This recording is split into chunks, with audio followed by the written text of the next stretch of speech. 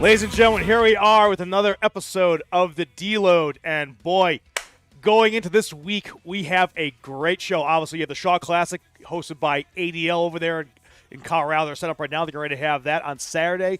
And so here at Valor and Venom, we want to kind of go into the strongman scene as well. But I want to talk about some of the glamazons of the sport. And speaking of glamazons, we are here with one of the coolest people that I've met at the USS Nationals 2023 over there in Dallas, Texas. She's sponsored by Gay Nutrition. She's sponsored by all those sponsors you see on the top of the screen right now. And, of course, I'm talking about Chelsea Mighty Mouse Held. Well, we're here. We are here. And we are ready to go. There she is. Hello.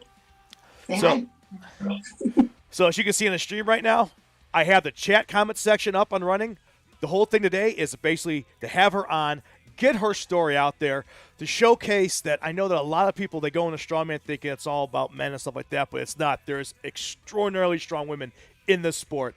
And the best thing about this is that people think that the gym is just for people that want to get big. It's not. You're going to hear her background story. You're going to hear what she's about, and I guarantee you can relate to it. And it just goes to prove my point that the gym is the best place you can go to basically have any kind of therapy, no matter what you're going through in life. I guarantee you. So, Chelsea, take it away. Tell us about yourself, and thank you so much for being on the show with us. Thank you for having me. I'm so excited to be here. So, I brought the kid in today. He likes to be part of this stuff, but he's heard all of these stories 100 times. So, where do you want me to start, Sean? Like, where are we? So, I mean, if you look in the description in the stream right now, you know, she's got all of her accolades, and I'll just go over a few of them right now. So, obviously, you're a transplant. So, you're a transplant from Missouri. So, we'll start there. You were in Missouri and decided to move across country. And where are you at right now? Yeah, so I started in Indiana. My hometown is Pendleton, Indiana. And I transplanted to Missouri. So, I'm currently in the boot heel. Okay. Yeah, so we're down here in the Cape Girardeau area, real close to like 4 other states, I swear. But yeah, right on the Mississippi down here in Missouri. Okay.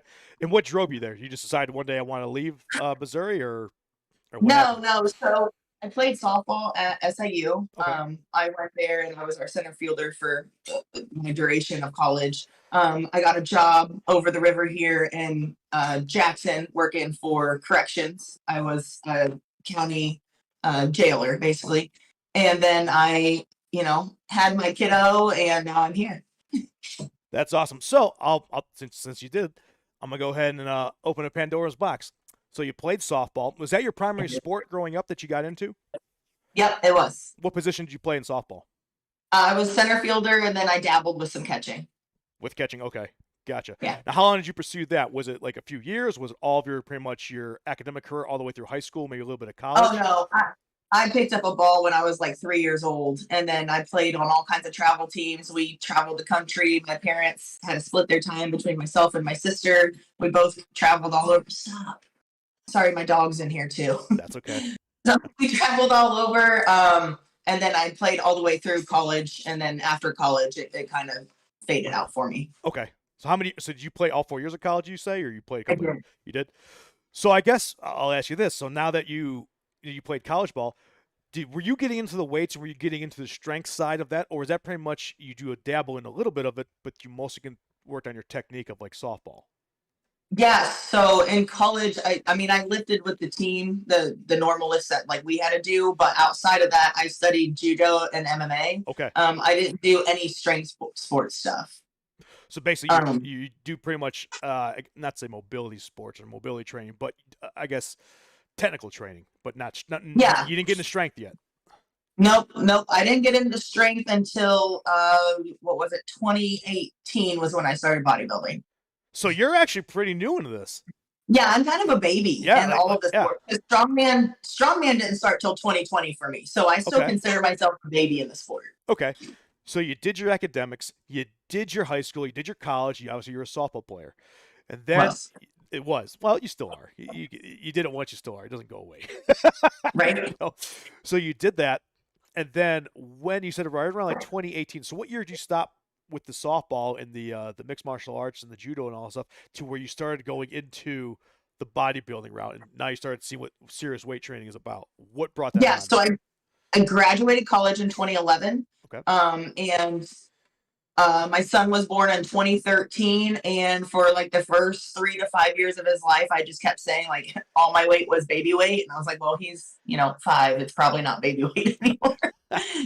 So that's when that's when I started. I just started by walking this trail that we have here, and then my parents actually got me a gym membership to a local gym for a Christmas present one year. They bought a year membership for me, and so that's when I started back in the gym. Will you take her upstairs, please? Yes, ma'am. Thank you. So that's when I started diving into all that. And then in 2018, I did my first bodybuilding competition. Okay. So when you got your first gym membership, were you at like a box gym, or was it a gym specifically for bodybuilding or like a strength? Oh, no, it was a commercial gym. Commercial gym? Still I was rolling because I've been lifting since I was about 13 years old. My dad lifted with me. I had agility trainers, and I had a physical I'm blanking, a personal trainer. I had all kinds of trainers growing up, so I knew how to vaguely program workouts and stuff. So I was doing little workouts myself, but I didn't start with a coach until December, I think it was the 21st of 2019. And that was when you finally were like, you know what, I want to go into bodybuilding. Yes. And that's when I jumped into bodybuilding. That was my first day of prep. So what pushed you into bodybuilding for your first sport that you decided you want to dabble in? Yeah, so I got pushed into bodybuilding. I was recently out of a marriage, and so I wanted to do something for myself. There was nothing holding me back at that point, so I jumped into bodybuilding. I figured, why not? So basically, was this basically the rebirth? You went through some stuff, and if you want to get in there or not, but it basically was like, you know what, I'm here now. I want to do this for me. This is what I want to do. Yeah, so it absolutely was. It was a rough point in my life. I kind of spiraled into a really dark hole.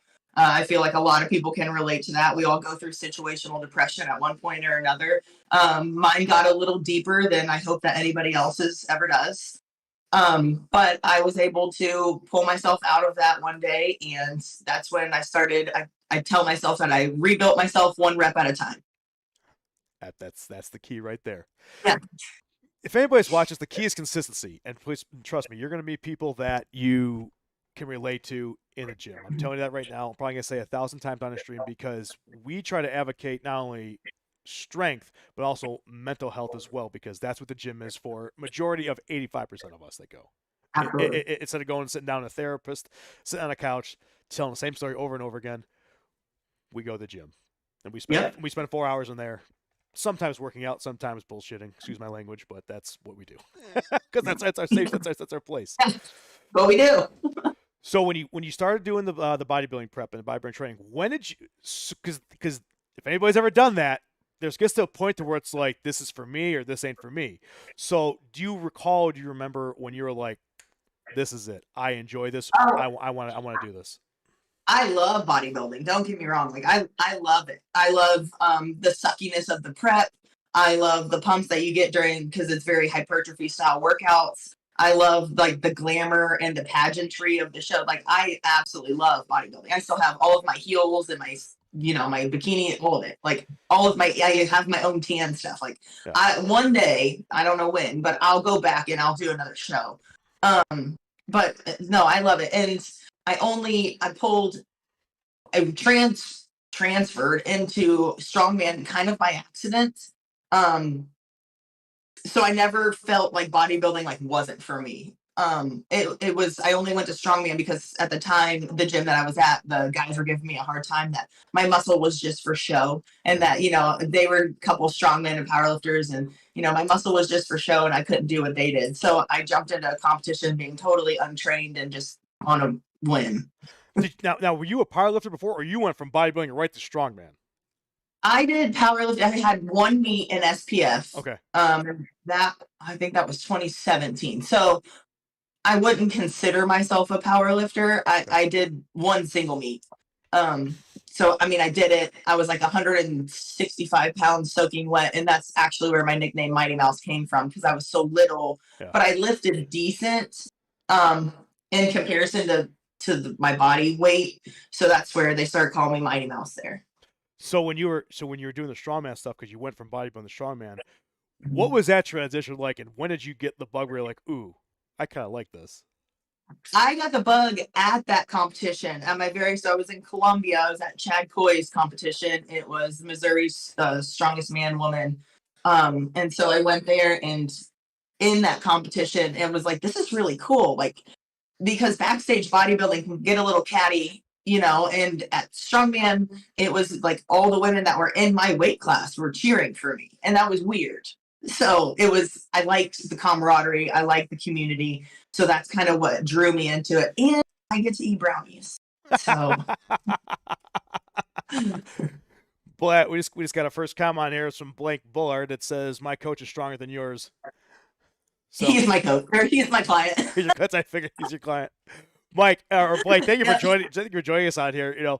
That's what I want to say something kind of funny, but we always laugh because when you go to the gym, and sometimes some of us are stringent. We go at the same times every day. It's part of the routine. But sometimes you go at a different time. But you can always tell when the strongmen are there because there's the trolleys, there's the gummy worms. It's like strongman trained already today. Got it. Yeah, I've got my Rice Krispies on comp day, and I've got my Sour Patch Kids, and like I have my things that I have every competition.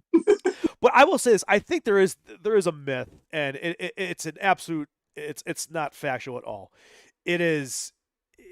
It's the fact that they think like, oh, if you're a strongman or a powerlifter, like you're fat and all stuff. As I go, no, the serious ones and the guys that really get into it, they're dieting, they're doing all the same stuff that you're pretty much doing for like anything you train for, whether it's wrestling, bodybuilding, any kind of sport, you're all doing it. It's just that you just have that there to have that little extra oomph from when you're doing something because it's a max effort, or you got to bring everything together. And psychologically, we think that that's going to help us out. But really, it brings the glycogen levels back up, and so that's what it. Because we're crashing so hard, and then we're doing so much, and the blood pressure's up and down, and everything else. So it's simply to play with the glycogen levels. It's not because we're fat, right? Because you look at some of these guys. Like you said, we got the Shaw Classic going on, the 19th this Saturday, and if you look like back in the 70s and all that stuff, and I'm not talking about Kazmaier or Simpsons, but some of these guys that would say, oh yeah, I'm going to do strongman, they were larger guys, heavier guys, but as pretty much the years went on and on, now you're seeing like guys are getting on there and you're like, wow, like that's a large individual and they're jacked, Yeah, cardio. Strongman's become a lot more like medleys. There's a lot of medleys. Yeah. There's a lot more of actual like true conditioning being shown in strongman now, which I don't get me wrong, I hate cardio, but I like it in the strongman sport. You have to actually be a well-rounded athlete now. It's not just about how strong you are. Part of my recovery for me coming back into this thing, cardio is king. And yes, I hate it, but it and I wish I was doing it the whole time I was training before. Yeah. I really wish I was, because you do recover faster. You kind of, I don't know, you just feel better about yourself. It is boring. And this is coming from somebody that, we used to do 6 miles every day, in the Marines. And it's just like, okay, like I hate running if I don't got to run, but I will do stairs and I will power walk, but I don't want to run anymore.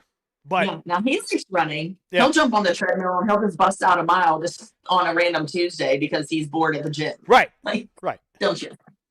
We got Emily Krim. She says, no, Blake, my coach is stronger than yours. Is that another client? He's my client. He's one of my best friends. Yeah. That's awesome. Yeah.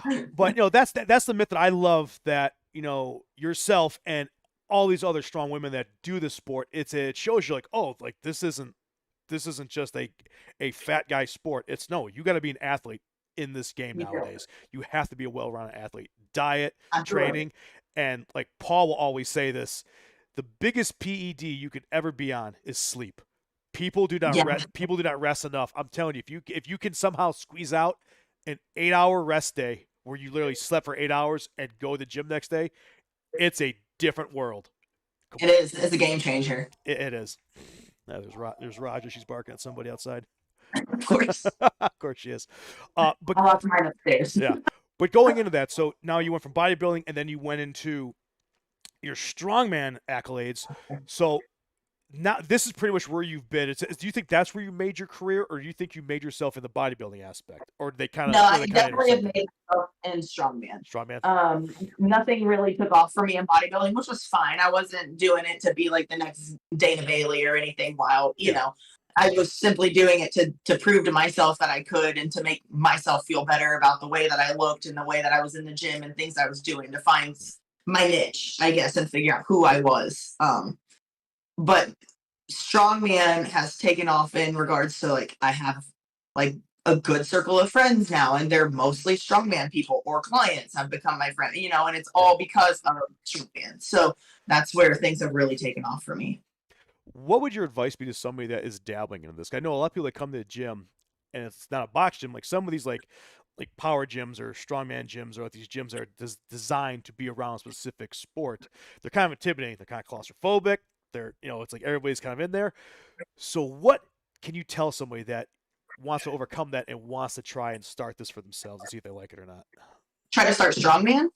Yeah, just to get, just not just strongman, but just get into like making this part of their everyday, not like in a box gym, but like, no, I really want to focus on this. I might want to do a competition in either one of the, I guess you could say the the virtues, I guess to say, no, bodybuilding, powerlifting, or strongman. Just go in and make friends. We look like big, scary, mean people, and we're all, especially in a smaller gym. It's usually like there's no AC and stuff like that, very warehouse style. So we're sweaty and gross and whatever. But we're some of the nicest people, and we'll actually talk to you and answer questions, even if we're in the middle of our training day. So just go in and talk to people, and you just have to do it. That's what my first strongman competition. I didn't really know anybody. I went in and I had never touched a yoke. I had never, these things were all foreign to me, and I just went in and had fun. Hoped for the best. That is exactly what I try to tell people as well. And the reason why I always ask that question on here is because I want people to understand that is it. Yeah. Some of the most humble people are the strongest people you'll meet. And the thing about these kind of gyms is that they're not going to approach you. They'll give you the attaboy, or when you get that, like, oh, dude, you're really great. Like, oh, it feels good. But if you want to get the knowledge out of them, don't be intimidated. Go up and ask them, because they're more than happy. Because one, you're new to the sport, which means now you're going to be adding to the sport. It's going to continue to grow and get larger is what we want, because you don't want the sport to die. And it's just the when things go down, like, and people pay attention, especially in a gym like that, when you become a regular, they know what you're doing. So they're like looking at the bar, like, is that PR for this person? And it's like, yeah. And then you might not notice it, but all of a sudden when you do your lift, you finish it, then you have an entire gym like this. It's just like they're behind you because they want to see you do it. Nobody wants anybody to fail in these sports. I try and I go, look, if I'm going against Chelsea, I miss my weight, and she's going for the exact same weight. I want her to pull it, because we all want the weight. We just want to see that heavy move. That's the key. We want to go up. It's fun to watch it move. it is. That's why we do it. It's just like we love seeing heavyweight move and go up and down. Absolutely. So that thank you for saying that, because people that are intimidating, they shouldn't be. And yes, that's harder to do than to say it. It is. But when you transition, what have you noticed the similarities are with both sports, or is there similarities in your opinion? Both preps suck in their different ways. So one, bodybuilding, you push yourself, eat your lunch, don't eat that. Bodybuilding, you cut your body way down, and you're going almost the exact opposite of what you're doing in strongman. Like right now I'm in prep for strongman. I'm a few weeks out from my next comp, and I'm intentionally gaining weight, on purpose. I'm watching the scale go up, and I'm watching my body composition change. And bodybuilding, obviously, you don't want to gain weight. You want to go the opposite way, and you drop below like 10% body fat and everything else. So both preps suck in their own ways. Now, you as a woman, I will ask this question because it is. I mean, it's the thing. Women tend to look at numbers on a scale more than like a guy will. Now, when it comes into training like this, how important is that in the long run? Because some women, they'll be like, oh, you'll hear it. Well, I don't want to lift it heavy anymore because I gained 5 pounds. Where it's like, well, that's not how this works. Like there's a give and take. It's like a roller coaster system, and you try to explain that, and it's kind of like, some people they don't want to hear that. But what is your take on that when it comes to like looking at weight on a scale going up and down? Is it a factor for you, or is that just like it's all about the long game? I wish I could say it's all about the long game. Okay. but I'm a woman that has the woman mind and all the good, bad, and ugly that comes with it, unfortunately. Right. Especially coming from a bodybuilding world, I've seen my body totally shredded. I hit 9% body fat. I've seen those pictures. I've seen all my striations. So from being there to being where I am, even though, I bet my computer just kicked back on. That's all right. I can pull you off. No problem. Yeah, so even though I know that this is necessary and I know that I don't look awful, I don't enjoy being fluffier. I mean, no, Mentally, I don't enjoy it. Yeah, that goes down the road, but it is that build up then break back down, which I think is a hard for people to understand. Is that it's a prep. So you want to build a temple, you gotta stack the bricks on, and then you scale it down. Right. Yeah. Yeah, and that's what I'm working with a coach, for my nutrition stuff. And I know this is short term, and I know, the numbers that I'm at and the changes that I'm seeing are necessary. And as soon as this shows down, I'll cut back down because for OSG, I have to be 181 or less, so I know that it's coming down quick. It's just getting to that point where I get to cut back down and be a little happier with the way that I look. Now, Paul always asks the technical question. So unfortunately, he's not here today. The American Treasure has had some dental surgery, so he'll come back. Don't worry. He'll be back shortly. He's just recovering right now. He sends his best wishes to everybody that's watching the stream. But he always likes to ask, what the nutrition difference is like, or what nutritional aspect were you doing on your prep for each competition? Because for you, bodybuilding and strongman. And also, what was the difference in your training regimen like going from bodybuilding to strongman? Totally different. So for bodybuilding, I was pushing 2.5 hours a day of cardio on the stairs. And my calorie goal, I couldn't even tell you what my calorie intake was. It was probably like 1,200, 1,500 calories. It was very, very minimal. At that point, my body wasn't processing carbs properly. So my carbs were almost non-existent because if I even smelled a grain of rice, my body was just bloating. So right. It was just a whole cluster of things. And so we were killing my cardio. I was sitting in sauna. And now for strongman, I think I would have to look at my numbers, but I think I'm close to 3,000 calories in a day. I've allotted myself 5 Oreos a day. I put them in my macro calculator. So I get to enjoy things. And I don't kill myself with cardio anymore. So the overall food, I get to enjoy a lot more food now. I still eat my chicken and rice, or I rotate my protein out or whatever, just because it's simple for me to prep, not because that's what I have to eat. Right. But you still can't out-train a diet. So if you're going to eat more, you got to train more. I mean, I Absolutely. think people got to understand, you cannot out-train a diet. You can do it for a certain period of time, but once your body metabolism goes, you can be eating those 2 whole pizzas every day, not gaining weight. And all of a sudden it's like, what's going on here? Right. Yeah, if you stop moving, especially that weight, it just comes back. But yeah, my training right now is really heavy. It's to the point in prep where everything hurts every day. So we're getting really close. So I know that deload is close, and I am counting the days down. Do you remember what your top lifts were for your bodybuilding, and then now when you were doing strongman for the first time you got into it? Like how did your numbers change? And what I mean by that, anybody that's listening, it's kind of like the standard lift. So maybe like your bench, your deadlift, your squat, like something like that. Or did you see drastic changes that came with the training and prep? I remember, no, I didn't really deadlift as a bodybuilder. I have a very a boxier shape, so we were really focused on keeping my waist as small as possible. You want to try that V? Yep. And so we grew my lats really big with a bunch of pull-ups and lat pull-downs and everything else to give the illusion that I have more of an hourglass figure, that X shape that they're looking for. So I really didn't deadlift back then. I did just see a post that I made 6 years ago, and my max deadlift at the time was 225. So that was 225. Now I showed a video for your promo video, and was that what was your max in that? Because I know you have a record on here, a national record, I think you said, right? Yeah, so I have a national record at the 18-inch, and that was 555. Jesus. And then And then at the Arnold, that was the XBC deadlift salute, and I hit 462 raw with no straps or anything. That's impressive. And you were what weight class were you in on that? For the XBC, I sit at 181 usually, so I'm a heavyweight. Okay, but that's 181 pulling 500 pounds. That's not like a 300-pound guy pulling 500 pounds. Right. The ratio is insane. It is. What now? Yeah. So that's changed a lot over 6 years. Yeah. Now, for mental aspect of it, did you ever get to a point where like you started getting intimidated by the weight or anything like that, or were you just like, let's go, throw another plate on, let's go, keep going? No, I'm extremely numbers mess with my head. Yeah. So at the Arnold in that video, you used it in the promo, Yeah. and you see me like looking like this, and I'm like, well, because I didn't know what my weight was. My coach called the weight and had them write it down, and Oh, nobody really? told me the weight. Okay. Yeah. So after I pulled it, I was like, what was the weight? Like I wanted to know, and nobody could tell me, and then I finally found out. So that's what I Gotcha. was doing. No, because there are people that go and I know it sounds odd, but there are people that don't want to know the weight. They trust their coaches, No. and I think that's the number one thing you have to do. If you signed up for a coach and you went with them the entire time, you gotta trust them. Even because you see all the time, it's like, I was programmed for this, but I'm gonna put more weight on. It's like, then what do you have a coach for? Exactly. They know what they're doing.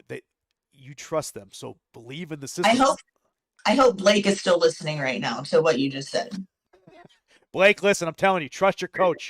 Okay, the weight's gonna move. We just know that your body needs a break for a second. You'll get heavier weight, I guarantee it, because it always comes back the next week. Where it's like you're like, oh, it's easy weight. Also, you're like, the hell is that?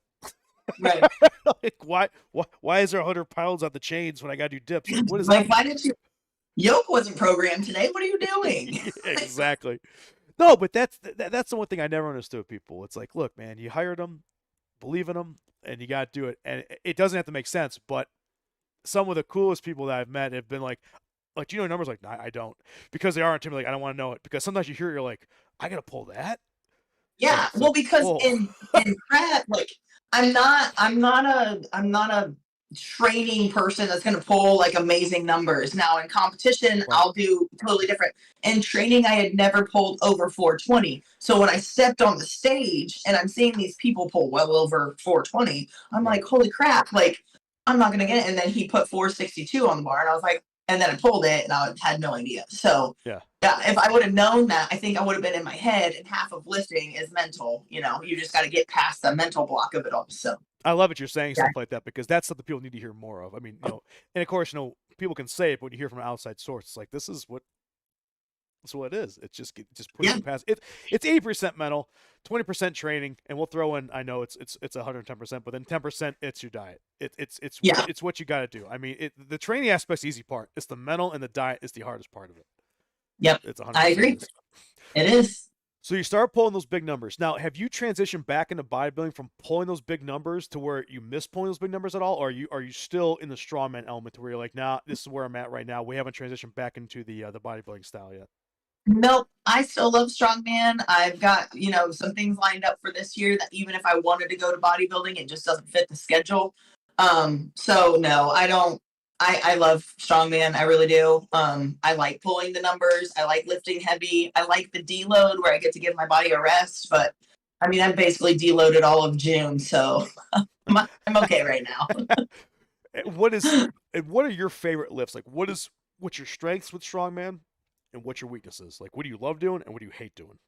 Oh, I love the axle clean and press. And I mean, most of my people know that I love the axle. I even like an axle deadlift. It's just a really gritty, awful event because there's no give. Like, there's nothing. Like, it's just awful, and I love it. But that's how you build your grip. And I tell people all the time, because I'll use the axle once a week, just do regular deadlifts without any straps or anything like that. And people are like, what are you doing? I'm like, well, I'm trying to build my grip. Because if you can grip 315 axle, you can definitely grip 405 or 500 pounds on a stem bar and not lose it. And that's the key. And an axle bar, Chelsea and I were talking about this before the show, is if you're training for something, you have to train with the proper implements, because we've seen it time and time again. You can have somebody that can pull like 800 pounds on maybe a kabuki bar or a standard deadlift bar, but they're going to pull an axle bar, and that thing doesn't move the day of the show, because it's a certain implementation, a different feeling that you gotta get ready for it, because there's no give, especially if you're using like I have a big head strength, solid. I think it's an 85-pound just solid core axle bar. There's no give in that thing. And even when you do your axle press, like you throw that thing on there with a hollow bar, it's like, oh, okay, I can't breathe now. Yeah, yeah, it's totally different because the weight's either evenly distributed, like on your bar, or on a hollow bar, the weight's on the outsides. Right. It's totally different. It throws your lift off more Yeah. than you would realize. Yeah.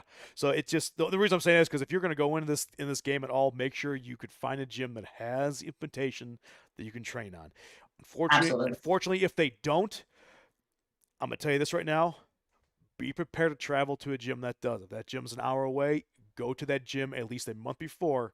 If that's kind of short notice, but you gotta get your hands on that implement before you You get gotta there for try a it. competition. You gotta try it. Yep. No, absolutely. You do. That's what, when I first started, there wasn't a gym around here that I knew of at the time.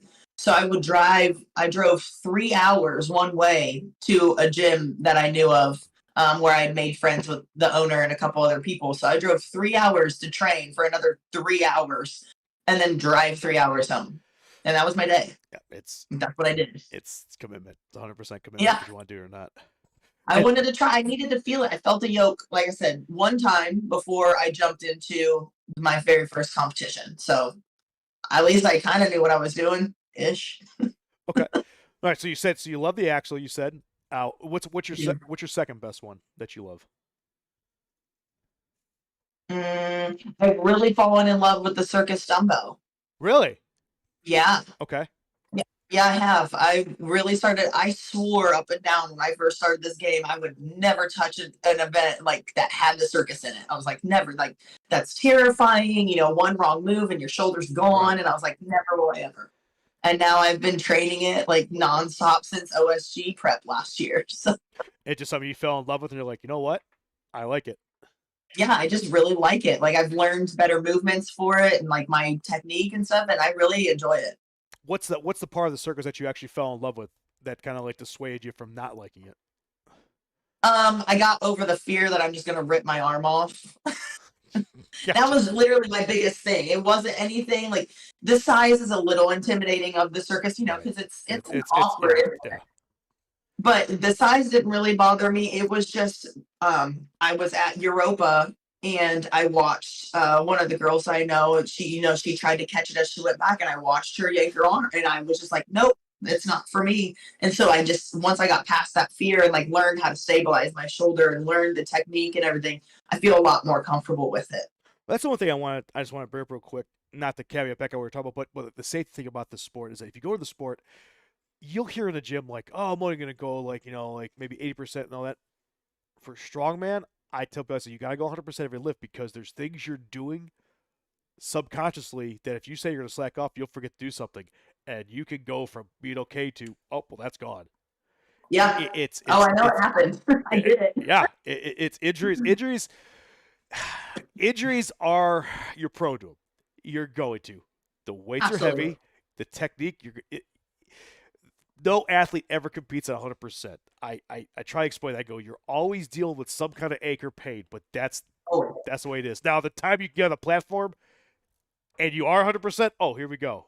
Sky's the limit. But it's just one of the things. If you get into any kind of competitive sport, yeah. MMA, strongman, it doesn't matter. You're still going in there, Lorky. You're about 90%. You're not 100%. And it's just No. knowing to be smart about it. There's times where I've gone in there, and I'm sure you do the same thing, where you grab a weight, you're like, no, that's it. I'm done. Like, because you just have that, you had that fight or flight response. Your body's going, you do this last one, you're doing it for ego, and you're going to hurt yourself. So just call it. Yeah. You put the work in. It's already done. You don't need to go anymore. Yeah. You know? Well, there was a couple months ago, I had a deadlift session and I went in and I did my little warm ups and stuff. And then I was like, my body does not feel good. And I threw 315 is always my number that I can kind of tell how my deadlift day is about to Okay. go. So like 315 or 405, I can tell how my day is going to go. And I got up to 405 and you would have thought there was 600 pounds on the bar. Like, it was the worst pull I have had in a very long time. And I was like, nope, that's it. And I stripped the weight down and I called the day and I was like, we'll try again in a couple days. Yep. And then next week, it's like, oh, that moved up. It's just Yeah. the way And it now I'm works. fine. Yeah. It's like, all right, don't know what that was, but it was a glitch in the matrix, I guess. Yeah. I don't know. My buddy and I, we pulled 405 for 10 sets of two the other day. So, I mean, like, Yeah. we're fine. It was just a Yeah. really bad day. Which happens. And I think that's what people need to do. They need to listen to your body. Yes, it's like you got to push yourself. You push yourself, but when your body is telling you, okay, that's enough, then that's where you get in the risk of pulling something, breaking something, or ending something. I think that's Right. the way to understand it. Absolutely. So those are your two best lifts. So now, what are your worst lifts? Oh, I hate sandbags, and I think most people do. I just sandbags are awful. Stones, fine. I love a Right. stone. Sandbags just suck. They're not necessarily that they're floppy because they're not filled properly or not filled all the way. It's Right. just because you get to 220, and as women, we're smaller, and that bag takes up the majority of your body, and so you're trying to clean it. It's flopping over. It's just really awkward. I just don't like sandbags. It was funny you say it because obviously we're gonna talk about Big John here in a second. So Big John Lester, him and his wife, they threw on the USS National 2023 over there in Dallas, and the last event, the big sandbag drag, these were monstrosities of sandbags. And I remember we're sitting there, and he's like, "Hey, if anybody wants these things, just come and get them." And it's like, "What do you price?" Like, "No, just they can take them today. I don't care. I don't want them. Mhm. I don't want to deal with them. They're awkward. They are yours to Yeah. take." And we were just laughing because we're kind of like, it is an awkward thing. Like, what are you gonna do with it? They were awful. I just had to help get them out to the lane so Right. that people could pull. It was Right. awful enough just get them out there and set up for everybody. I didn't want to do that event. Like props to all the athletes that did that because no. Well, I think the one I might be wrong in numbers, and I'm sure I'll be corrected. But I think one was like 9 foot, and when like the longest one was like 12 foot. It's like what are you doing at that point? But it was. I don't It was a great give us event. a prop, Jim. Yeah, it was a great event. And watching the athletes pull that because you're just looking at going, all right, can they finish it? And they did. And it's just one of those things where it's almost like a gut check. But yeah, sandbags, they're interesting. But I think the biggest thing is like a stone, it's solid. It's not going nowhere. Sandbag, that thing's going to move on you. And I think It just shifts all over. the hardest thing is just getting it up. Once you get it lapped, now it's like, okay, now we got to get over the bar. But it just, especially when you get ones that are like 300 some pounds, it's like, how do you even, because even as men, we're all like, oh, how am I going to lift this thing? Yeah, because it's so big, and you've got to get it around or clean it or press it or whatever you're doing with it. Your shoulder loading, there's so many things that we do with sandbags, and they all are. And then you look at these guys all throughout, like CJ Pierce for instance, he's lifting like a 420-pound stone at like 181 pounds. You're like how are you can't even lock your fingers. It's just basically like all just basically pressing everything and keep everything together. And I'm like, that's crazy. That's how it is when I watch Rihanna Loveless. I'm just like, in awe. I watch her videos a million times because I'm just like, how teach me? Can you hotspot me some power, please? It is yeah, right. It's ungodly looking like I don't know how that just got up, but that got up. So it's like, well, if they can do it, I got no excuse. We got to at least attempt it. So okay, so you hate sandbags, and what's another one that you hate? I don't know. Sandbags is like my main one. I don't mind most of the other events now. I mean, the bug carry, the car carry at OSG kind of sucks. It's cool looking. It is really awesome looking, and I was very excited for the pictures. But it was really awesome. Everybody that has done the bug lift, and if you want to know what the bug lift is, it's exactly what it is. It's a Volkswagen Bug. They strip it out, they throw a harness in it, and basically you look like a transformer. You're walking with a giant Volkswagen Bug. But everybody I've talked to, they said they love the pictures. They love that they got to do it because that's going to draw you into it, and you want to compete with it. But they said it's just a awkward lift. It is. It is. And if any of those wheels touch the ground, they don't roll, they dead stop you and you go, and it jerks you. So it's a very awkward thing. And there's no real way to train it unless you're close to win and can get your hands on the implement, so. That's the biggest thing too. Cause that's one where you see people where it's like, oh, Volkswagen Buckets. And I'm always like, you got one of those at the gym and everyone's like, no, it's you show up to the event.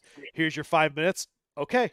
There we go. Yeah, and they're like, let's do yoke heights. Okay, come pick this bug cold. And I'm like, you know what? I put it up to my chest. I'm like, that looks like a good height. We'll do it. We'll drop the bar to that one. Whatever that number is, do that one. I'm not picking that thing. No. It is a cool lift, though. I'll tell you right now. Yeah, it is always cool watching them do that. And it is. I'm excited to see it's not there this year, though. I know it's not. I'm like, oh man, that's one that like I wish they would. I know I'm going to take a lot of flack for this. Sometimes I'm like, let's get rid of stones because stones that's every strongman event has stones. It's like I get it's the strongman event of strongman events. It is, but A bug walk is a bug walk. Well, you go do it then, Sean. Oh, I'll tap you in this year. yeah. I've got to one day. Probably not, but sure, we'll try it. But the other cool thing about the sport is the people you meet, and I mean, and you got all the sponsors up top that you can see displayed right here, and the one of the coolest sponsors that I got a chance to meet, we even had them on the stream, was Gainiac Nutrition. I never heard about them until I got to Dallas, and dude, spending the 3 days there, getting the prep and seeing you guys set up and just talking. I mean, I was like, dude, that is just a bunch of humble people that just want to help people out, want to give you the best thing. They're going to give you the knowledge, advice. They're not just going to say like, oh yeah, here's a new supplement. Take this. It's like the first thing I heard everybody say was, what is your goal? And the customers are telling their goal. Said, okay, you don't need all this high end stuff, just this and this. This is all you need for starting out. Try this. And the knowledge of the products. And I tested something when I was there. And I thought it was pretty good. It was like an energy thing. I was like, oh, okay, I'm perked up. That was pretty neat. I cannot remember what it was to save my life because there was like 1,000 things going on. But tell us about your relationship with Gain Nutrition, and please, if you can, just plug them because I love that shit. I love that. Yeah.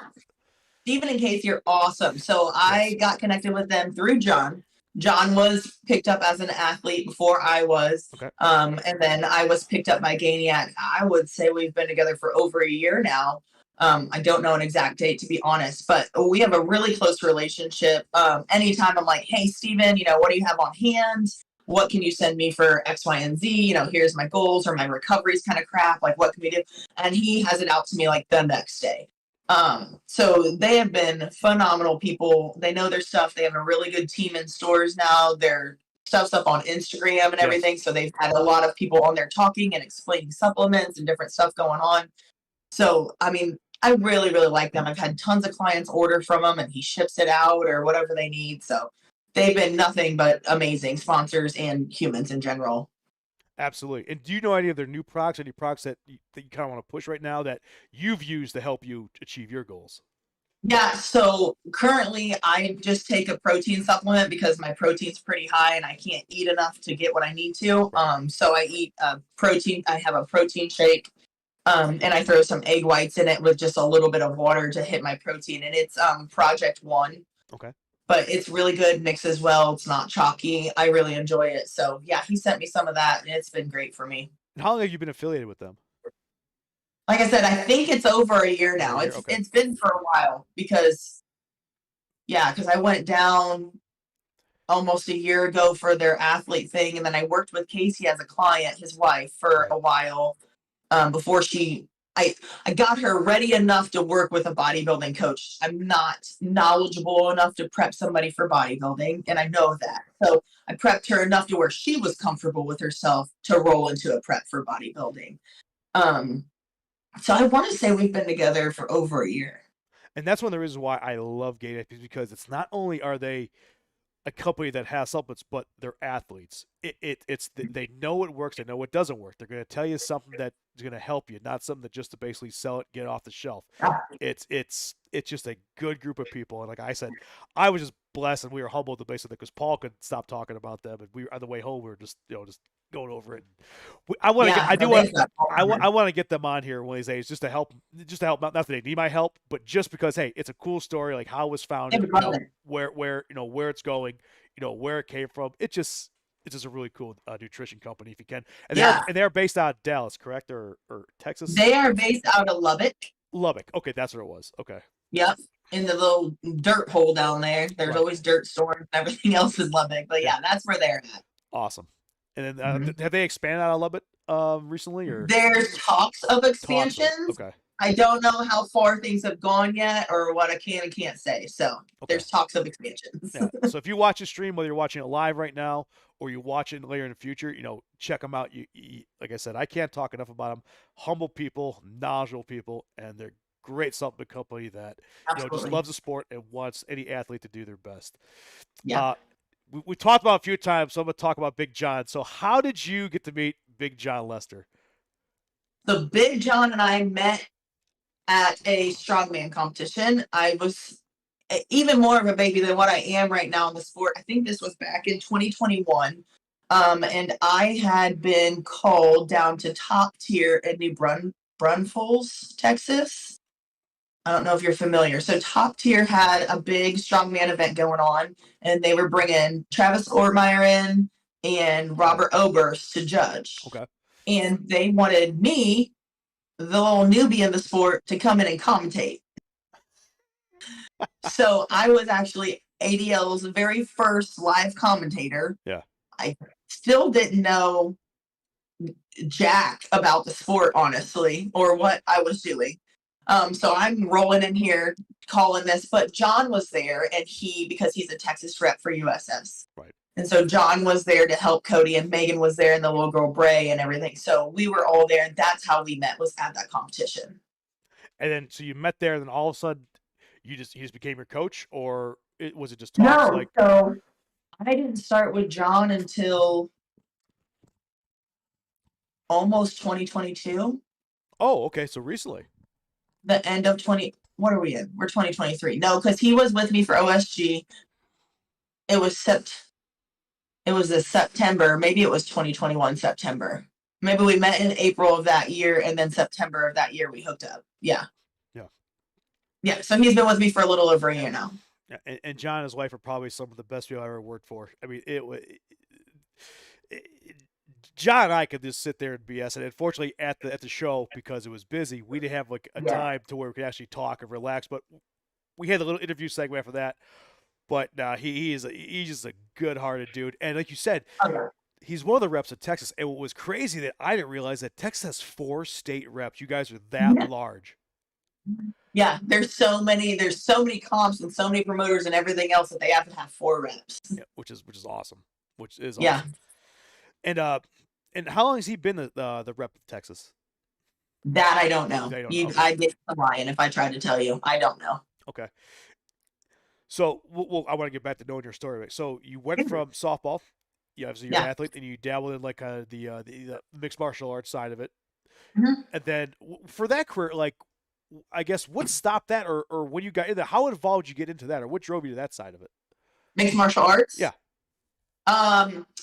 When I was living at home in high school and everything, I started boxing back then. So I boxed for a few years in high school.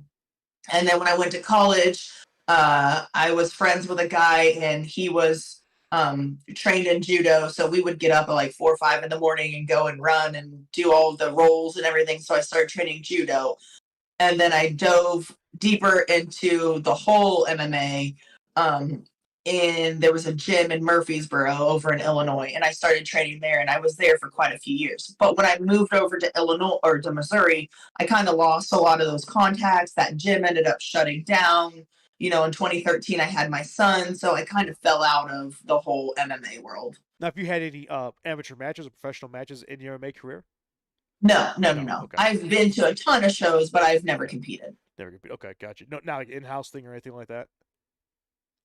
Okay. No, I've sparred with guys on the mat, in the gym and stuff, and I've been through sparring sessions, but I've never competed in a cage. Was there anything you took in that training that you still implement today? I mean, I love the fact you said you hate cardio, but yet you said you did that. It's like, that's all cardio. It's all cardio.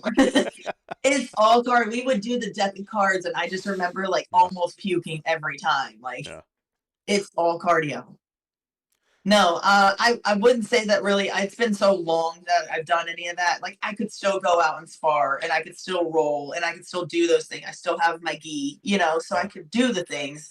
My cardio would be trash if I got on the mat right now. Right, because like those sports, and again, this is just me just kind of talking a little bit, is I wrestled for 1 year in high school. I regret that I didn't do it for all 4, because I played football, baseball, and all that. But I'm like wrestling just at that level.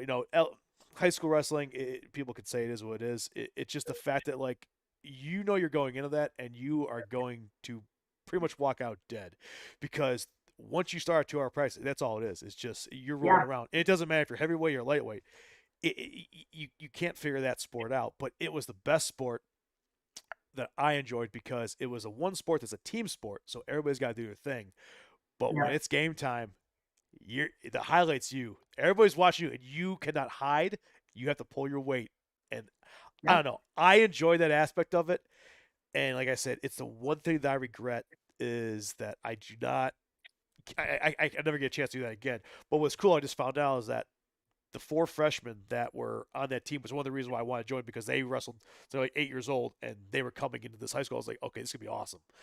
Yeah. The 2005 team, I graduated in 2002, is that actually they just announced this September they're all going into the high school Hall of Fame. So I was like, Oh, that's I was awesome. like, man, I'm trying to find. I'm trying. I would love to get down there, but we have some shows coming up and everything. And it's kind of like, oh man, I would just love to be just to see them, because I'm like, these kids were special, and now it all came full circle that yes, they were. They Yeah. all they all went to state. They all they did everything they're supposed to as a high school wrestler. That's awesome. So, Yeah. but that was the only time, like, you could say some kind of pseudo mixed martial arts thing that I Yeah. enjoyed, and it's a gut check. If you want to test yourself, get into it. Yeah. Yeah. It's its own brand of great and awful mixed together. Yeah.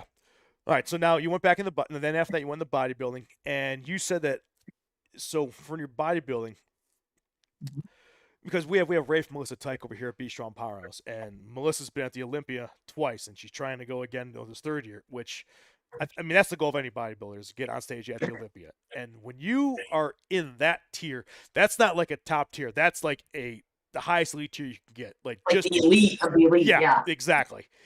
It's, you watch them train, and it's just, when they're training, like you said, you can approach them, but there are times you just don't approach those people because they're in that mode and they're going. Did you ever get to that spot in your career for bodybuilding to where it was basically like it was just a machine? It was like walking in the factory, you're just going, everything else is gone. This is your moment. This is your Absolutely. time. Because you're so depleted. You have nothing to give to anybody. And, I talked to my boss back when, I would come out of prep, and he would tell me, he was like, you're never mean. You just know that you can't talk very long or very much to people because you're going to be a little snippier. And so, like, everybody in the gym knew when I was in prep. You could tell by looking at somebody. You could tell. Plus, my gym is not a huge commercial box gym, so we all know each other in the gym. So they all knew when I was in prep, and people pretty well left me alone because, yeah, I absolutely got to that point. My kid would tell me, he used to call me an infant because I slept so much because I was so depleted. Right. And he would just be like, Mom, I'm just going to clean the house a little bit for you so you can take a nap. Like, I mean, I hit some hard points during prep. I don't think people understand that word when you say depleted. And the reason why I say is because you see a lot of couples, and let's face it, we're all human. We all want to have, like, a relationship with people. But when you're going into something that is that hard, because bodybuilding is hard, and maybe I'm biased, but I think bodybuilding is much, much harder than like powerlifting or strongman, just because of the discipline factor. When you're using all of your elements to have that discipline and to do this every single day, it's almost like a job. But you got to understand that what this person is going for, you have to kind of back off a little bit, because you do see some arguments sometimes with couples and relationships that kind of get hard. I'll ask you, is that like having a relationship, or what's some of the best advice you can give to somebody that maybe has a partner that's going into this, whether it's a man or woman, and it's something they should just understand and they should just be prepared for? So I didn't have maybe I was dating one person during my bodybuilding life, but I didn't have relationships during my bodybuilding life. And that was a lot by choice. Right. It is a job. And if you have too much on your plate and you can't handle another full-time job, you're not going to do well on stage, and it's going to show. Um, you really have to have a lot of patience. I see these couples that do prep together for the same show, and props to you, because Yes. I would murder someone. Like, I don't know how they did it or do it. So it's a lot of patience. It's a lot of understanding. It's a lot of, help each other count out the almonds that you have to eat. Like, I mean, there was a period of time where I had like 14 almonds or something that I could eat in a meal, and I'm just like, oh my God, like, I was literally counting out nuts. Like, I it is so tedious. That comment was hilarious. I'm sure somebody will clip that later when they go back and watch a stream, what you just said. Yeah. But the craziest comment somebody ever told me, and it was my trainer at the time. He was getting ready for his first bodybuilding powerlifting meet together. He's like, dude, I could like smell water. I'm like, what? He goes, I can literally smell water. I'm Yeah. like, how much you have? He's like, I can't have. I can only have this much today. I'm like, Jesus. I It's remember I would walk down like the bread aisles in like a Walmart or oh something, just Jesus, to smell it, because there's just a smell in the bread, and I would right. just walk down the aisles and just like smell it. Or I went to Chick-fil-A and bought waffle fries one time, and I would just smell them, and then I would eat my broccoli, and it just made me feel better. Like, I still have the video. That's the old I ultimate. just, That's the old Ultimate Warrior style, where he'd buy like candy bars, like crumple them, smell them, and then just like throw them away, yeah, just to get the I sensation. don't know. No, It but was hard. I mean, it's a lot of discipline, and it is. I mean, there was a period of time where I was, again, back to the depleted. I was so tired and so depleted. When I finished that 2 hours on the stairs, I literally like fell off the stairs and like just sat there and cried. Nothing was wrong. I was so tired. yeah, I would just sit there and cry. I'm I gonna was I'm gonna just so, I'm gonna ask you this because every bodybuilder that I know, stairs is that is part of your program. Like if it's just always part, there. it's always stairs. So Always. I mean, the common sense thing would be because obviously you're walking up a flight of stairs, so you can do that a lot. Get more out of that than just on a treadmill for like an hour. Mhm. But is that pretty much what it is, or is it working on like your muscle groups of that, like for stairs It's gonna only? hit your booty a lot. It's gonna hit the glutes. It's gonna hit the quads. You have to stand up straight. So you're gonna, not that you're getting like a real poor workout, but you're supposed to stand up straight the whole time. So you've got to support yourself there. But you Okay. burn a ton of calories on the stairs. So there is pretty much a benefit to it, not just getting the cardio, but your posture and like how Yeah, you're I going to mean, it walk on hits your stage and all calves. You got to think when you're going upstairs. that. You're usually on your toes, so you're getting the calves. I got a really good booty pump whenever I get on the stairs. So Yeah, gotcha. And what yeah, what did you compete? Did you compete in bodybuilding? Did you compete in physique? Did you compete in fitness? Did you compete in bikini? Like I was I was figure. figure? Okay, So I was right in between that bikini and right. physique. So I was still too small to be in the physique, but I was way too big to be in bikini. So I still got to do the poses, but I still wear heels, whereas physique doesn't wear the heels. So Now, yeah, I was right in between. now, did you say that you were maybe one day kind of want to go back in there just to do it again, I mean, or eventually one day I'll go back, but not anytime in my like near future right now. do you think as big as you are right now, would you have to then bump up to maybe physique or bump up The one more thing is, class? I think with my cut down, I mean, because when I cut down, like I said, my last show I did, I dropped to 9% body fat, Yeah. and I was probably 170.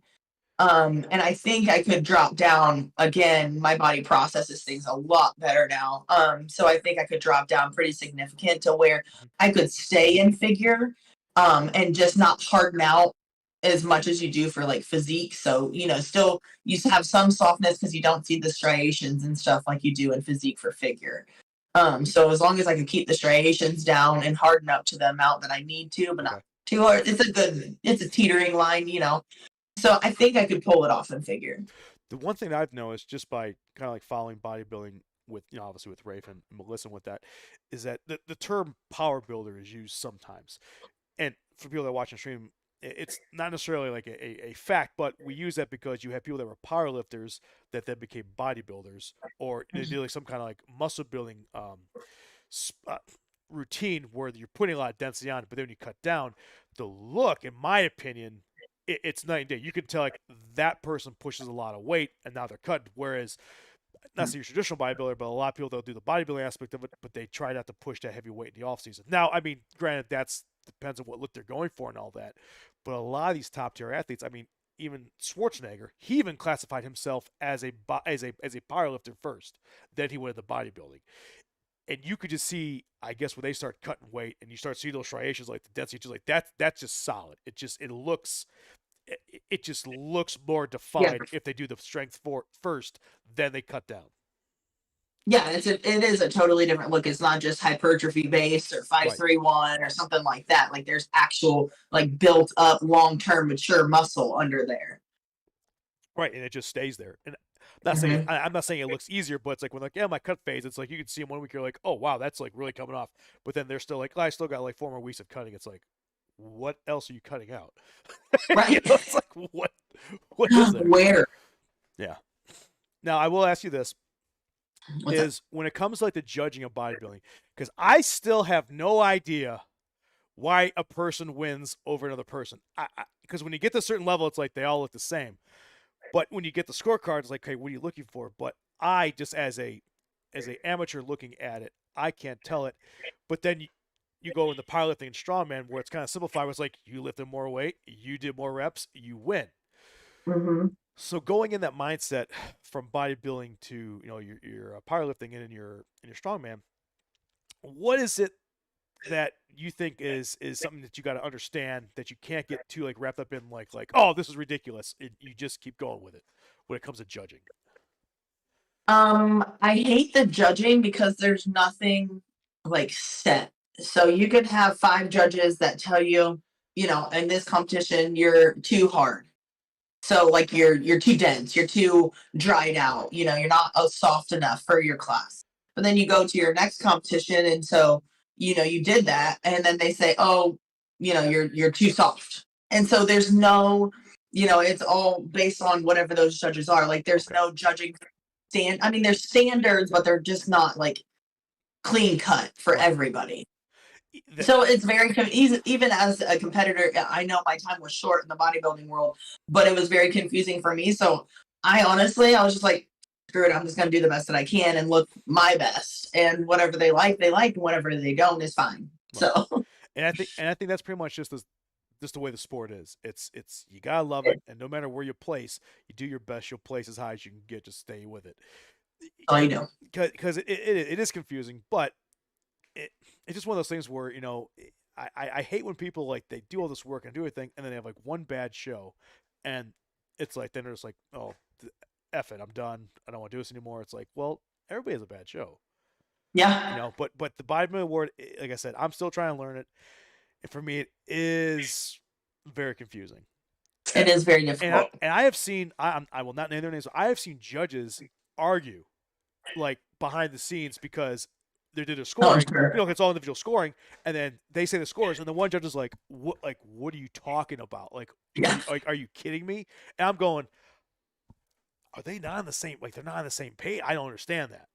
Yeah, that's the It's thing. Like, and as an athlete, it's just as confusing okay, because you're supposed to email them and get their feedback afterwards, right? and sometimes the things that they say, you're like, I don't get it. So Yeah, and again, people that are watching, we're not bashing about. I am not bashing about no, Chelsea has not said anything about bodybuilding.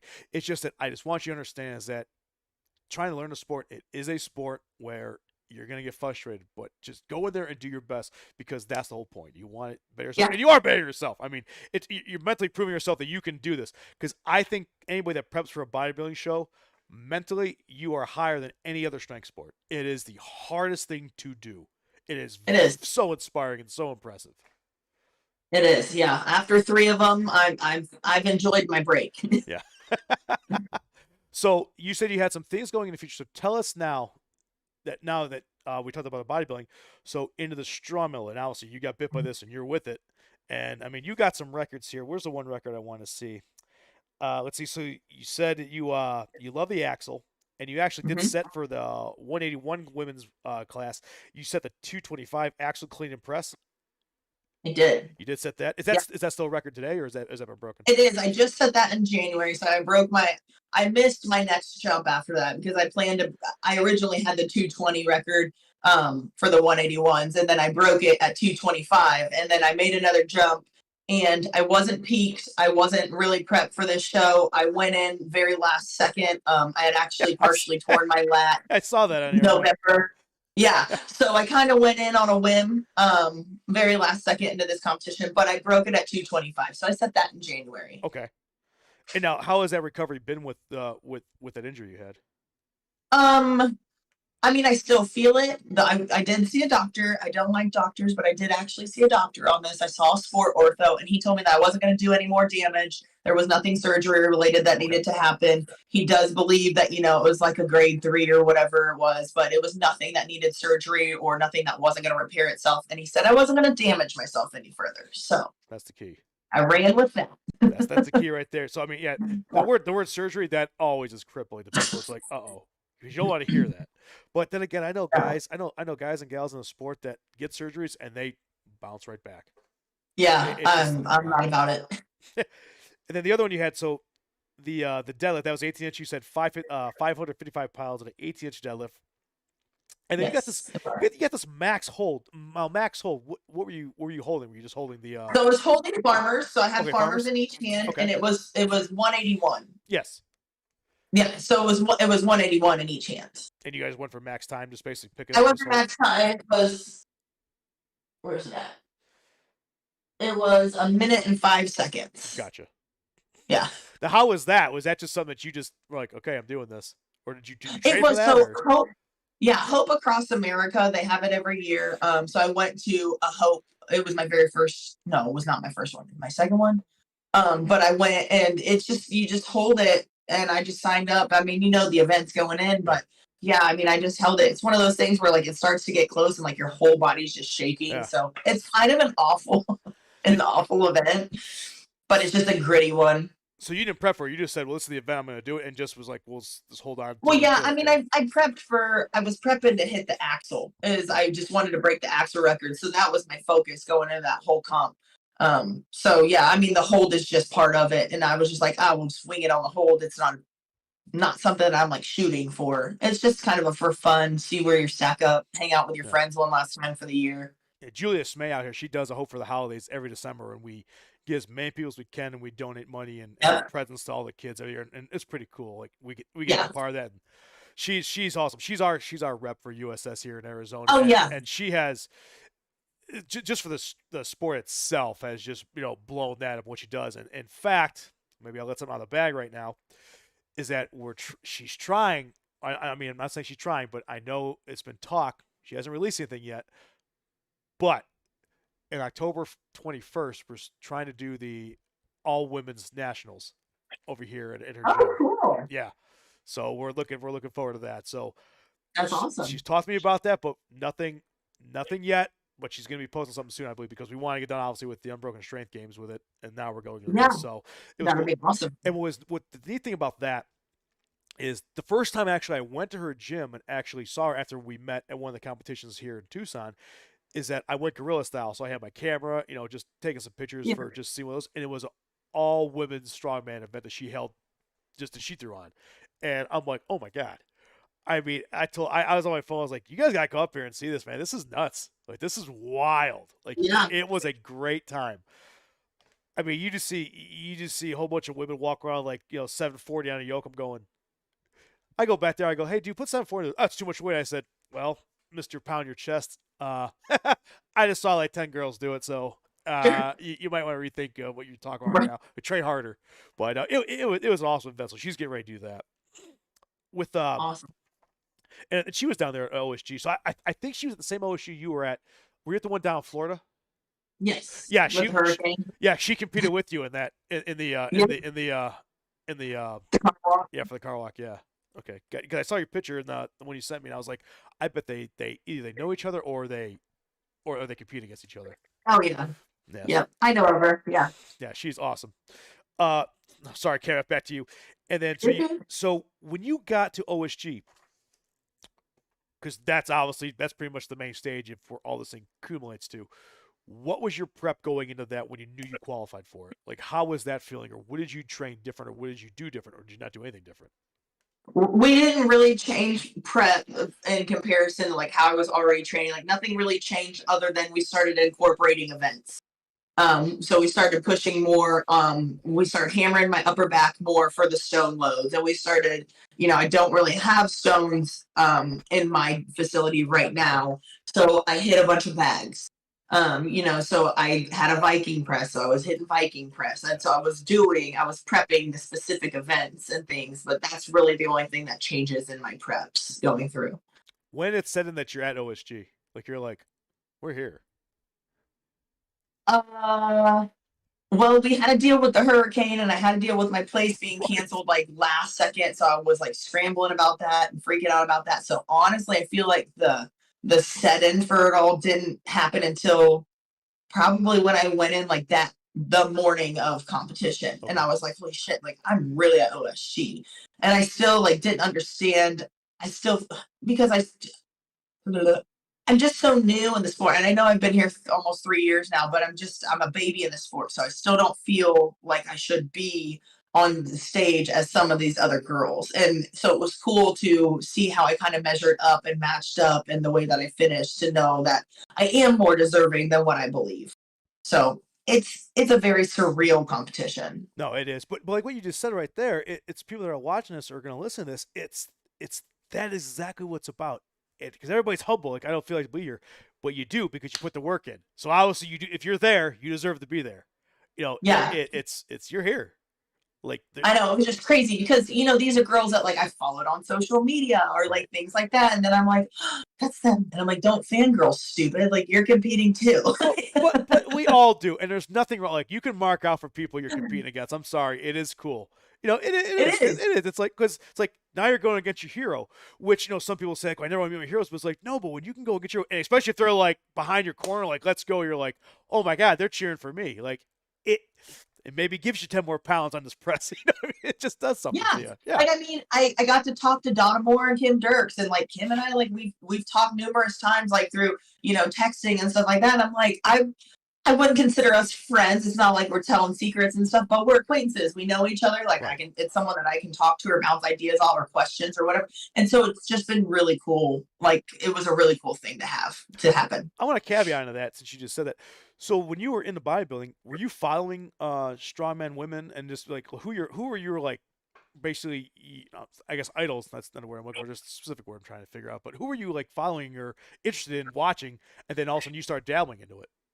When I was a bodybuilder, I didn't know jack about strongman. Okay.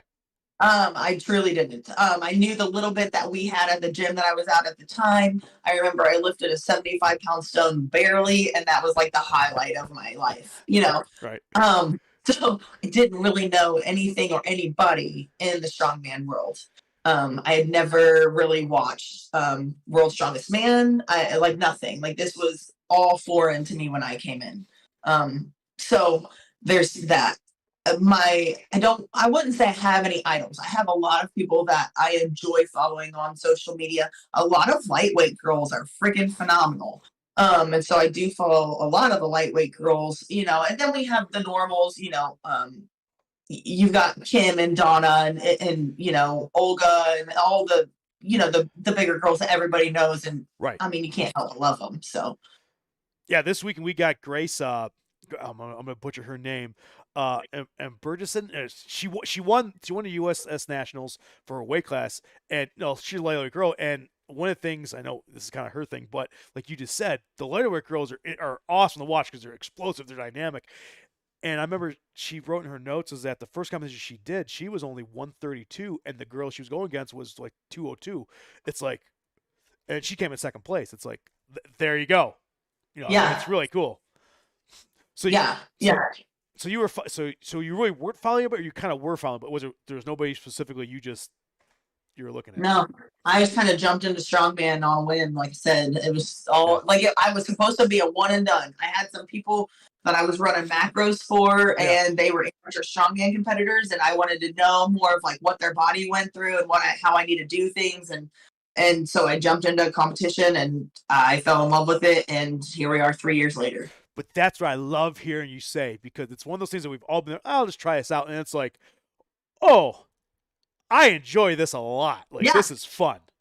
Yeah, like I did it. And I was like, oh, like I can do this. Like, and I won money, and I didn't even know like that was an option. Right. So like I won money, and I got like these supplements and things. And I was like, huh, this is kind of cool. Like I made a lot of friends, and then we took a shot of whiskey at the end. And I was like, what is this life? Like, it's lifestyle. Exactly. Yeah, I got to eat candy and drink whiskey. I was happy. Now, we're not advocating you do that every single day, but it is a reward at the end of a show or something like that, because it is a tradition. Somebody will bring like a high-end thing of whiskey or a high-end thing of scotch. It's like, everybody, here you go. It's just a one little shot. It is. I think it's hilarious. I'm like, this is neat.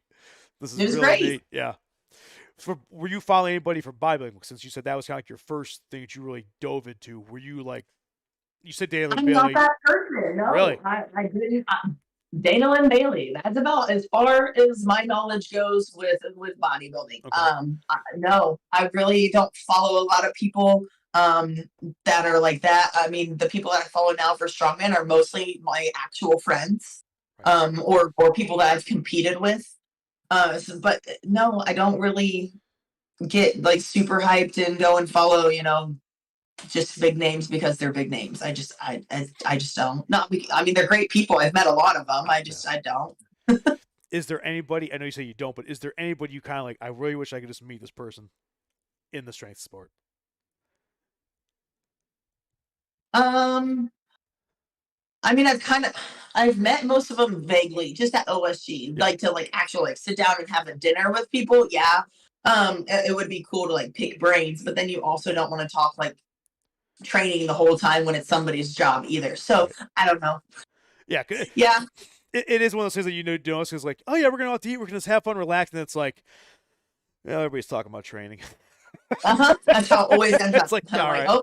oh, It's like, here we are. I'll just write this off on the taxes. Work dinner. It's exactly right. It's like, well, how's it work Yeah. dinner? We said training, and that was 30 minutes, so that's a work And dinner. it was work dinner. Exactly. Now I can write it off. Thanks.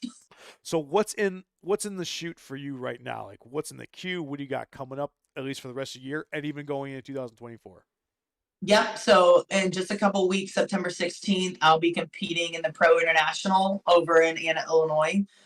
So I believe there's 5 of us women signed up right now. So this is just an open weight class. So we've got lightweights, middleweights, heavyweights, super heavy. We got everybody in just one general weight class. So we'll be competing for that. And then I'll hit OSG. And then I believe it's like a 2-week turnaround. And then I'll do Hope.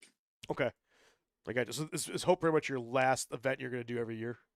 Yeah, Hope is usually my last one every year. Because it is in December, I believe, is what everybody does. It is, yeah. And like I said, I think it's a week or 2 weeks after OSG this year. Okay. So you're pretty still in that mindset. Your body's still, you get those 2 weeks off to regenerate and pretty much go right back to what you're doing.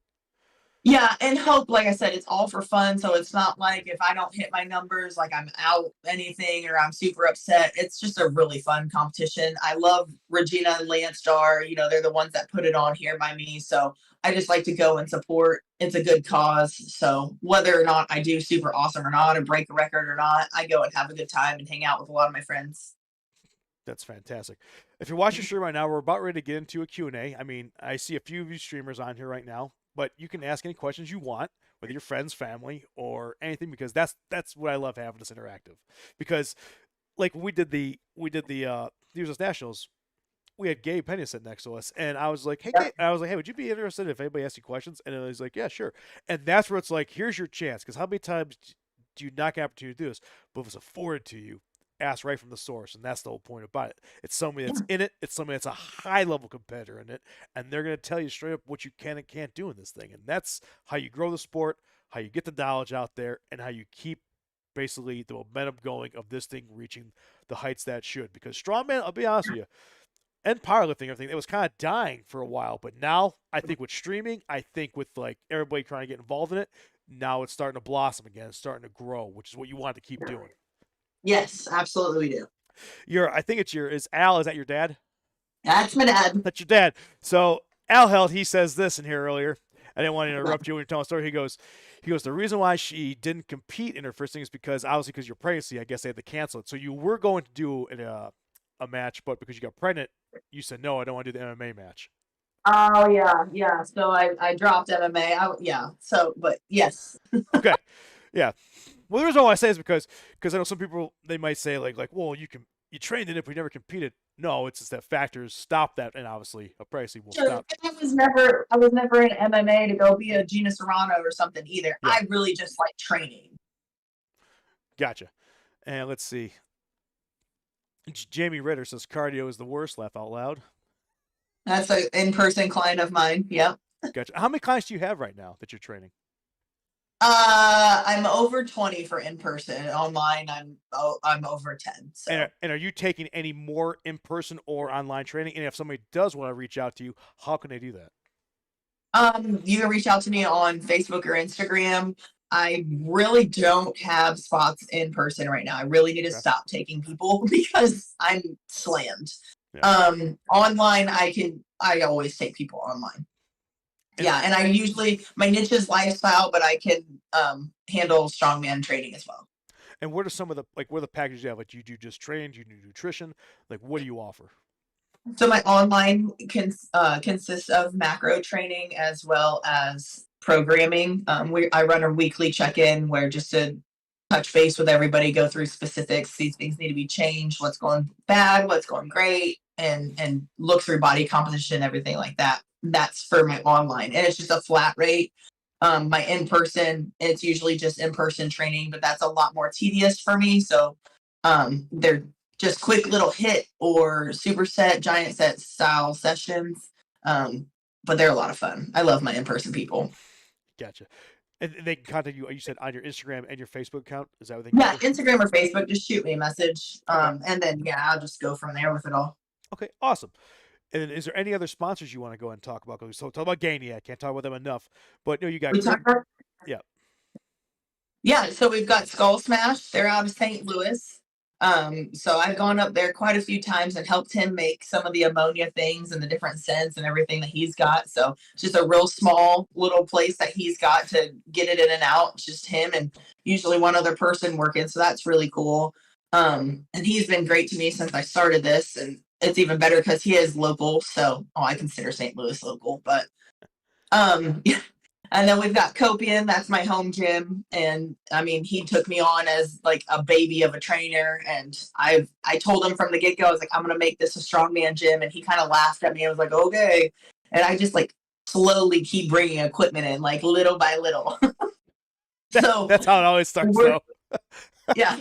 So we're a strongman gym now. I mean, we're a general gym too, but we're a strongman gym. We're getting ready to expand. That should be finished soon. And I actually have a full turfed area in a separate part of the gym where we're going to have platforms for stones. We've got room to run the yoke now inside, because right now I have to run it outside. So yeah, it's going to be 10 times what it is right now. And so things are getting ready to go really, really well for the gym and for Alex. So I'm happy for that for him. That's awesome. That's awesome to hear. Yes. So yeah, things are good. My sponsors are awesome. They all do as much as they can for me. So I really appreciate them a lot. So what about, couldn't ask for a better team. And you got Optimize You. What are they about? Optimize You. They do handle all my blood work. They have, cryo machine, the full body cryo. They have a, cold plunge where if you don't want to do the cryo, because I hate cryo, but I'll do a cold plunge for 15 minutes all day long. They've got body pod machines now. They have infrared sauna. They have compression for legs, arm, or mid back. So they handle all the recovery style stuff. What does that stuff do, Chelsea, if you want me asking? Because I've never done it. Like, you can read up on like the cold plunge, infrared room, like all that stuff. So like, what are the benefits of those kind of accessories that you throw at the end of training? Yeah, so the cold plunge is essentially just an ice bath. Full body cryo is the same thing. Full body cryo is like negative, what is it, like 100 and something awful. But you're in it for 3 minutes. So you're in this front room to let your body acclimate for a very short 30 seconds, and then you step into the full I call it a freezer, and there's fans blowing on you. There's literally little snowflakes in the air. Like, it's very cold, and you're in there for 3 minutes, but your whole body gets hit, from literally your forehead to your toes. And it's just to help decrease the inflammation. It helps activate recovery. It helps speed things up a little bit. So it does feel really good. I just don't like it. I'd rather get in an ice. Gotcha. Is that because you feel more claustrophobic with that compared to like an ice bath? I just don't like the fan on me. Oh. I just don't like the fan. Like, I can get an ice bath and like my whole body goes numb, and I can get used to it. If I don't move, then I'm warm and it's fine. Right. Yeah. You're numb. Yeah.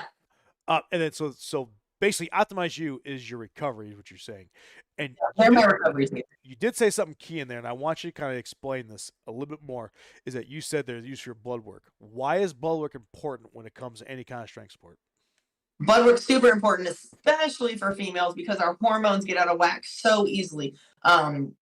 Particularly bodybuilders, but then strength sport as well. You start doing all these heavy lifts and you're incorporating more food or cutting food as you're going through a prep, and you need to make a body weight. So your hormones can go up and down sideways really quickly, really, fast, and you not even realize it. So the more you stay on top of your blood work, of that progesterone, testosterone, everything else, the better it is for your longevity, your internal organs, and everything else in the sport. Gotcha. And I think that that's people don't realize is that when you dabble in the stuff and you start working at these levels that you yourself and these also other amazing athletes are, you got to make sure everything's going great under the hood, not just on top of the hood. Because you don't, oh, the body looks Yeah. fantastic. What's the innards looking like? Because it can Yeah. play a factor not only in the prolonged, use of the sport and all the things that we're doing, but the after effects. Absolutely. Yeah, you need to know what that liver is doing, and are you going into rhabdo or anything else? Right. Like you have to know. So, Yeah. And then yeah, overtraining's the thing. it is Larry Wheel. I just saw I think like a week ago Larry Wheel said he got rhabdo. I was like, that's interesting. Just one of Yeah. those random videos that popped up. I was like, oh, okay. And then the other one we haven't talked about yet was your biofarms, is it bioframs or? Oh yeah, yep. So Yeah. they've been great for my recovery as well. So I use a lot of their CBD and Delta 8 gummies, or they have bath bombs, and then they also have some like topical lotions, which after my deadlifts the other day, the topical lotion has been amazing because it also has biofreeze in it. So it's been really nice. So that also pairs, I mean, right along with Optimize You and helping with my recovery. It increases my sleep at night, as you can imagine, Delta 8 and THC and everything else. So I sleep a lot better. And then the bath bombs is just a nice little relaxer, on a random Saturday night because I don't really do much. So I just take a really long hot bath with my bath bombs and enjoy my quiet time. Most of us strength athletes are introverts. We'll be honest with you. Yeah. We are. You said CBD, so I know CBD is a hot topic. It's been in the news and everything lately, and for the past couple of years. So training with like any kind of CBD or recovering with some kind of CBD, do you see a vast difference, a vast significance, and what does it actually do to your body for your recovery? I would be lying if I understood the scientifics of Okay. all of the CBD and what it does particularly to my body. Okay. I enjoy CBD. I have a little dropper of like an oil that I take every morning. Yeah. And, just like most strength athletes, I have a bunch of back issues in the low back with compressed discs and, bone spurs and everything else. So this helps me, whether it be a placebo or not. It helps me get through my days. I haven't dealt with a lot of back pain. It's been really good to me. The Delta 8 helps me sleep. The CBD kind of helps me manage pain throughout the days. And I don't get like a body high that you're thinking when you smoke marijuana or something of that nature. So there's nothing like that. But I do enjoy the pain being decreased for me. That's what I wanted you to say. I was curious if you're going to say, because I just got a tester in the mail the other day for one of the companies that I try and get a sponsor with. We'll see if they do or not. But I said I try it because we all have ailments. Like you say, your lower back. Oh, I hurt my shoulder like a year ago and it was kind of coming back. And I think it's compressed disc. We think it is, but this salve has CBD in it, and everybody thinks like CBD, it's about like getting high or it's about something like that. Like, no, it's not. But I put that on the area, and before that, I was putting on like Ben Gay or putting on like any of those other like Icy Hot, something like that. With that, I was like, oh, that really does work. I don't. That actually did take away the pain. I was like, okay, that did do something a little bit more than the other stuff does. Now, again, it's not like you're sitting there coating yourself in it. It's just putting in a spot. But I did feel a little bit more of a dramatic effect with the CBD recovery ointment than I did with your over the counter. So, I mean, it's like I said, what you said, it's a placebo or not. You said it. I'm now saying it like it is a little bit different. It might be a little bit more money when it comes to buying a CBD brand than compared to buying over the counter brand. But in my opinion, if you find one that works, I think it works. Yeah, I like I said, I love it. I've got 2 different salves from them. I've got this one with biofreeze and then one that doesn't have biofreeze in it, and I love them both. Even the bath bomb, like I just sit in the bath bomb and like it just feels good. Relaxing does feel good, yes. It's so relaxing. Have a little glass of wine, sit in my bath bomb, and my night is good. Then I go to bed. Right. For hours. You got another. So you got another comment on here. It says, "What events are you competing in your next competition in Anna? Is it Anaheim? It says Anna. Anna, Illinois. Yeah. Illinois, so we've got the stone load medley that you love so much, there, Sean. Right. So we've got stones. We've got a yoke. It's a 650-pound yoke for 50 foot down with a drop and a repix 50 foot back. Wow. We have a sandbag carry. It's 250-pound sandbag. Carry it down, load it to a sled, run back, pull it arm over arm. And we've got the circus dumbbell, clean and press every rep, and that is 110. And then we've got a max deadlift. Are you going to try and break your max deadlift? Is it 18 inch or is it just basically? It's conventional deadlift. So, no. No, I'm going to break my own records, like my own PRs myself. Those will be broken. Yeah. I don't even know where the USS record is right now. So gotcha. I'll ask you a question actually, because it is going to be October and Stack Monsters is coming up. Have you ever done a Stack Monsters? I have not. So I was gonna go down to Arkansas this year and see my friends down there. I'm not going down to Arkansas. I'm not doing static this year. I've got my boy that weekend and stuff. I try not to compete on too many weekends that I have him. They're really long days, as you know, and it's close to Halloween, so there'll be trunk or treats and everything else. So I'm gonna spend time with my kiddo that weekend. Awesome. Is it something you think that you maybe want to do? And the reason why I say that is because, like, people that want to get a strongman and they kind of get intimidated, I always tell them, I say, hey, if you want to look to get into it, there's two staples. There's a wagon wheel deadlift, and of course there's a log. I said, if you find a gym as close to you as a Stack Monsters, just do that event because it's two lifts. You can train for it relatively easily because obviously it's static, so you're just standing put, not a lot of movement. Not really going to injure yourself that much, or at least the injury prone is way down to something that you have like a sandbag in my leg or something like that. And it's just something to see if you can handle the training and if you enjoy training. And if you like that, then I say then go do a full-blown event. So I always tell somebody that asks me from the beginning, I'm looking to dabble into it. What should I do? Find yourself a Stack Monsters. That's just my opinion. Not saying it's gold. Yeah, no, that's how I got hooked up with Hope, and I found out about Hope Across America was because my friends were like, "You need to do Hope. You should do Hope, and that'll really help you see." And I did it, and I loved it even more. So right, yeah, just something I think that's kind of neat. You got another question. You got another question on here. Was what do you have any goals set or any max goals for this upcoming comp that you want to do? Any goals for this upcoming comp? Yeah, like I do, but I can't tell you because then I would have to tell you my numbers, and I'm not ready to drop my numbers for my deadlift right now. Okay. So I do have goals. I do have numbers set for each event. So we're at comp weight. I've been at comp weight for a really long time in my training already. So I do have a lot of goals.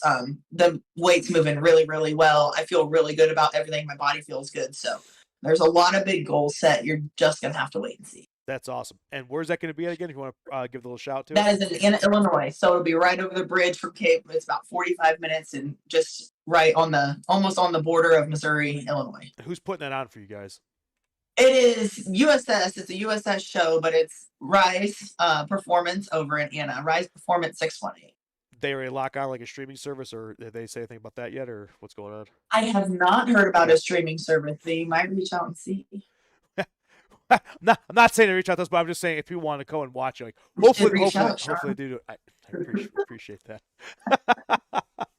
But yeah, I mean, we love working with Willie, and he's absolutely a character. And one of the days we're gonna get him on the show because him and Paul have competed against each other at the shows. Like it's just like, oh, there's two old heads talking to each other, and he could talk for days. I mean, oh yes, loves the sport. Just came out here. They're going to be moving out here. If they looked at 4 houses, I think they'd like 2 of them. So we'll see where Willie Wessel is going to be here with USSS. No, he's leaving me in St. Louis. I don't like it. I know. You guys got that cold weather, though. yeah, we do. It's awful. You do. Yeah, being a Midwestern, believe me, that's why I'm out here in Arizona because I don't blame you. I was working at a steel mill in Chicago for 1 year, and it dropped at 27 degrees below zero, and I said, what's in my bank account? We can put a down payment on a house. I'm out. Yep. I'm out. Mm-mm. But I don't blame you. Chelsea, we've been talking for over an hour and a half right now. We can continue talking if you like or whatever you want to do, but is there any saved rounds you have? Is there anything that you want to get off your chest or have you enjoyed the stream today is the biggest thing? And we appreciate you. It's been a great time. Yeah. No, it's been fun. Yeah, and this is what people we try to tell people. We even have like a tell-all of what Valor and Venom is, but this is actually the whole reason we started doing this was to not only showcase the athletes, but get their stories out there because that's the one thing that when everything's all said and done, and I like to turn use the term rocking chair lifestyle because that's how I live my life. Not saying it's good or bad. It's just when I get done at the end of the day, I just want to be like, that's what I've accomplished. That's what I've done. And again, it's one thing hearing it, but it's one thing sitting there loading up the YouTube or loading up the stream, being like, there I am doing that right there. And like I said, the athletes that you meet in this gym, you can relate to because they probably have gone through the same stuff as you, and it's just inspiring to surround yourself with good, positive people. Absolutely. Yeah, and then doing this and getting your story out here because it's out here. Once it's out there, hey, it's out there. You go ahead and It's see it. there. And I hope more people reach out to you and and you get to tell their story and ask different questions and like what I do. It's just a start. That's all I'm trying to do is just show, hey, here's an individual. They've overcome a lot of adversity. They've been successful in this game. Why are we not talking about them? Right. Yeah. So. No, it's been a lot of fun. Been a fun adventure so far, and it's just starting. So. Yeah, that's the thing. I can't believe that you've only started really doing this thing. So, like you said, bodybuilding was 2018, and strongman was like what 2020, kind of when you started dabbling in it. Yeah, October 2020 was my first competition. I'll ask you about that real quick. Like when the pandemic happened, a lot of these things were closing, and a lot of gyms were closing. What did you guys do? How did you guys overcome that obstacle? Because we know how we did stuff here, but what did you guys do? When the pandemic happened, I was bodybuilding and I was actually in prep. I was 6 weeks out from a show or so. So I would run the stairs at my apartment complex to get my cardio in. So I was outside in the middle of summer dying. And then I actually, once my gym shut down, I was working for myself at that time and I had just left the state and I was a personal trainer. So I had a panic attack first. And then I got my life together. Yeah. No, because that was a big thing with Rafe and Melissa when the clients like, what do we do? We're going for a show. It's like, we gotta adapt. Yeah. We may have shows got canceled, so I kept prepping, and then I found Copian, and they stayed open throughout the entire pandemic. Awesome. We had found a loophole in order for the gym to stay open. So we never got fined. Like, we didn't do anything illegal. We had to limit the number of people in there and everything else. But we stayed open through the entire pandemic. So we've never closed our doors, and we're still going. So that's where I went to finish my prep, and that's kind of how we got through it. Like, I found another gym. I trained out of someone's garage for a period of time, trained my clients there. Yeah. I did some Zooms. So, I mean, we just made it work as best we could. I'll tell you something that Rafe was like, they did it. And I couldn't believe they did it, but this is just the commitment they had. And I can't talk enough about them. The gym did get shut down. When cops showed up, they kicked everybody out, and we were trying to explain like the mental health thing. Like, dude, like you don't understand. Like, there's people here that need this, and some of them were there that needed it. And almost, well, we won't talk about that. But believe it or not, we moved half the machinery and half the implements to their house, and they had a big backyard, and they set it all up there. And I mean, and it was like, if you're good for competition, you're allowed to come to the house. I mean. Everybody wasn't allowed, but it was like if you had some stuff doing, and I mean, you can come there. And the fact that I saw, I go, that's commitment that you don't see. And my God, the liability that took on, it's like, you gotta be kidding me. But for me, I love telling that story because it was a time. It was how can you get together, and it wasn't just them moving the equipment. It was everybody that wanted to still train, that needed to train. We showed up at the gym, loaded the flatbeds up, and set it up in their backyard. I mean, it's crazy times, and it worked. But I want to get into the correction side of it. So after college, you said did you go into corrections right after college, or what brought you to that side of it? Yeah. So my degree was, I was always going to be a police officer growing up. So my degree was actually criminology. So I was looking for police departments at the time. I couldn't find one to hire me, so I jumped into corrections, and so I was a correctional officer for about 3 years. So, I mean, it was interesting. Now, I got to ask you this because you said they wouldn't hire you, but I know right now women getting hired, not only in the military, police, or anything like that, it's sought after. Like, they're looking for them. Like, you get the advantage if you're a woman and you apply for those things. So why? Yeah. What do you mean? You would think. Yeah. So about 2 years ago, year and a half ago, I started testing for police departments again. I passed all of the physicals as top female in my little testing group. I would pass the written. I would do everything. I got the interviews. Nobody in the Missouri area wanted to hire me because I was not post certified, so they didn't want to spend the money on me to go through the training. There was 2 police departments in Illinois that wanted me. However, I also had to move within a certain period of time. With my child being young and here, that's not realistic for me. So so actually my local PD here turned me down. They allowed other females to come in and retest a part that they had failed, as opposed to sending me to school. So there was ways around it for them to hire other females and save money on their end, and they're still hurting for officers for a reason. So there's that. It's a political thing or something like that. Like I said, we're not trying to go down that road, but that's the thing, is that you see a lot of people in general, they'll join corrections first because that gets them the foot in the door, then join a sheriff's department or police department. But that was, I mean, yeah. So they said no, but you still like, well, I still want to do this, so let me try and do it this way. So I could have put myself through the post certification and gone through school, but then I'm out a bunch of money as opposed to just signing that I'll stay with your department for so many years. So it all works out in the end. I'm extremely happy where I am. I'm doing better than any police department could pay me. So I'm way happier with what I'm doing and the way my life has been going and is going. So overall, I'm happy that they didn't hire me, because things have definitely worked out the way that they should have. Do you have any kind of crazy stories during that time you're in corrections? There's still red tape on it. No, there's no red tape on it. It's just gross. Okay. I had, because we had a strip search, so I was strip searching a female. Yeah.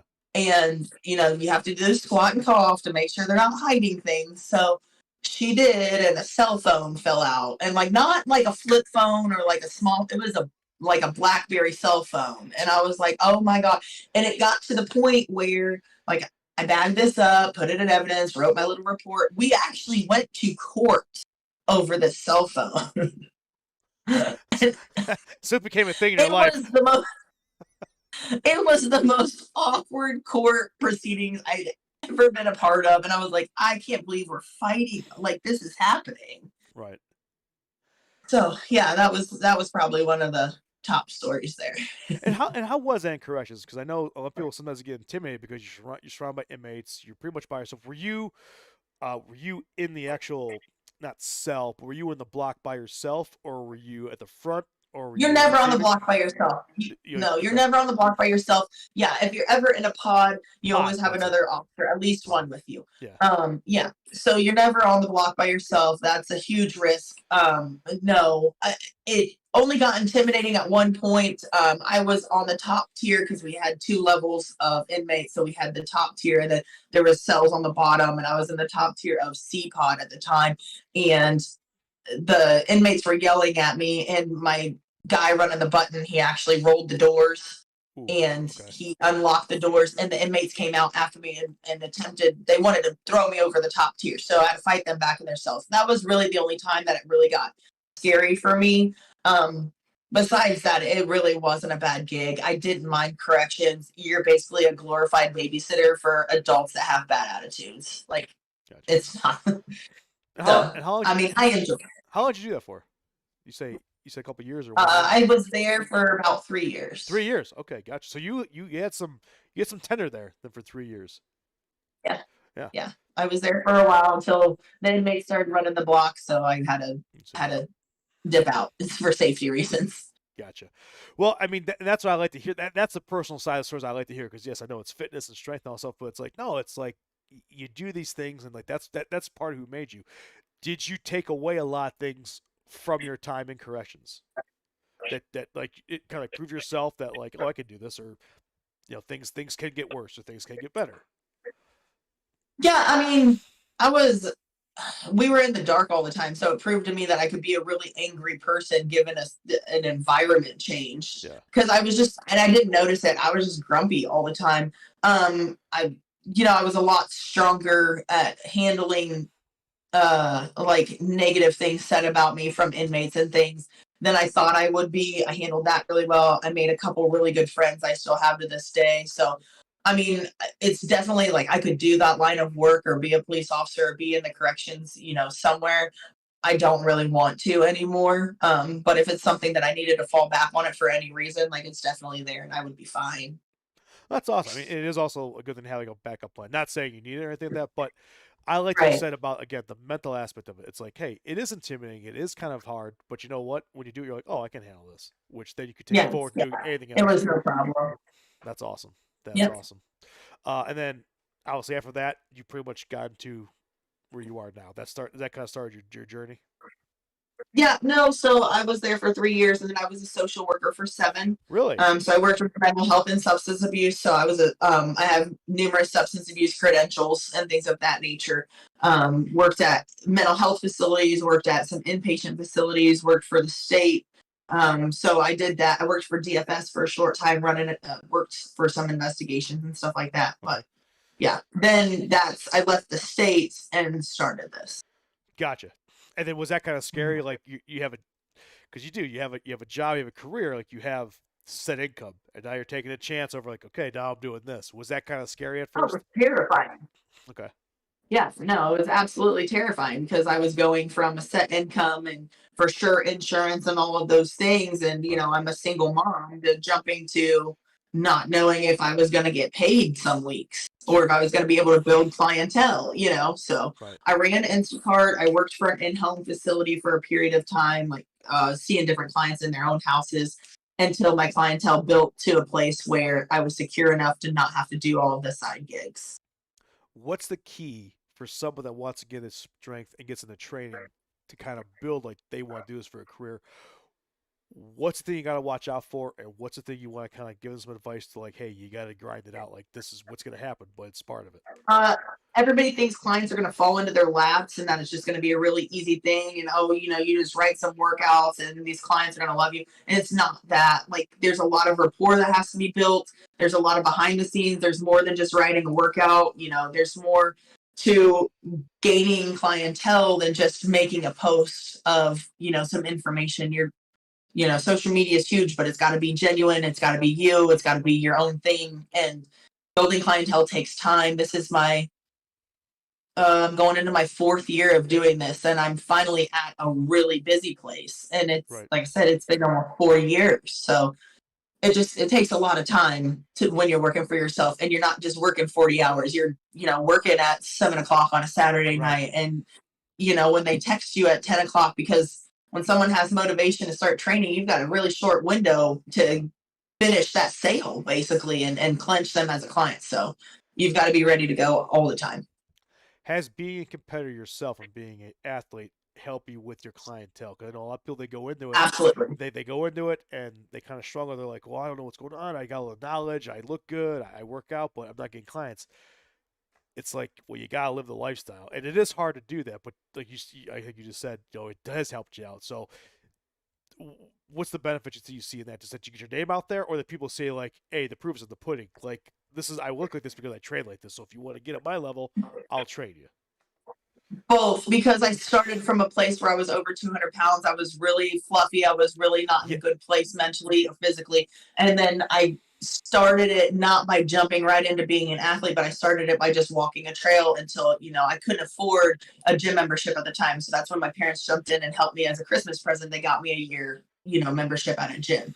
So my people see that I was just a normal mom and that Right. I struggled too, and that I was able to build something. And now I'm even further, and this is what I do, and this is Yeah. the way that I look, and this is how long it's taken me. No, and I don't want to seem out of line for saying this, but like you posted your transition pictures where you had the one where when like you said you were a mom and then you basically you were that size, then you went down to the super skinny size of like the bodybuilder, and then now you built yourself back up towards like okay Yeah, now I'm in my comfort zone. And it yeah, is inspiring, and that's the whole point that like I want to have you on the show is that you're not just born with this natural athletic ability. You still got to work at it, and you're gonna hit you hit your lows, you hit your highs, and you got to find what works for you. But it doesn't matter what your body's like. Like I hate people say, "Well, I'm skinny, I'll never put on weight," or "I'm too fat, I'll never get skinny." I go, that's crap. yeah, Get in there and go every day, and you're gonna see what your body does. You're gonna see what you're gonna be doing. And it's yeah, that's where you're going to go is if you want it bad enough, you're going to go do it. So I mean, it's yeah. fantastic that you've kind of dominated, both sides of the spectrum here, which is awesome. Thank you. Yeah, absolutely. So So with going into that, let's see. Is there any other save rounds you have that you want to talk about? I don't think so. I gotta get to the gym here soon, work some circus. I was supposed to deadlift today, and then we got log and stones tomorrow, so it's like, all right. Yeah. So this was a break. But Chelsea, I appreciate you coming on here. My God, if you need to check her out, you can check her out on what are the posts and what's the names you use? I've got Instagram. It's Mighty Mouse _573, and on Facebook, I'm Chelsea Morgan. Absolutely, follow her. She says she's new to the sport, but even though she's new, she's excelled in the sport, and just a fantastic person to be around. Your positivity is absolutely just inspiring, and one of these days we'll get you back on, and we look forward to seeing you in the future, Chelsea. And again, thank you so much for being on here. Thanks for having me. Had fun. Absolutely. Y'all take care. Hey, we'll see you again on the deload. We got one more tomorrow, so take care, because we got a fantastic strongman weekend with the Shaw Classic by ADL on the 19th of this month. So y'all take care. We'll see you on the platform.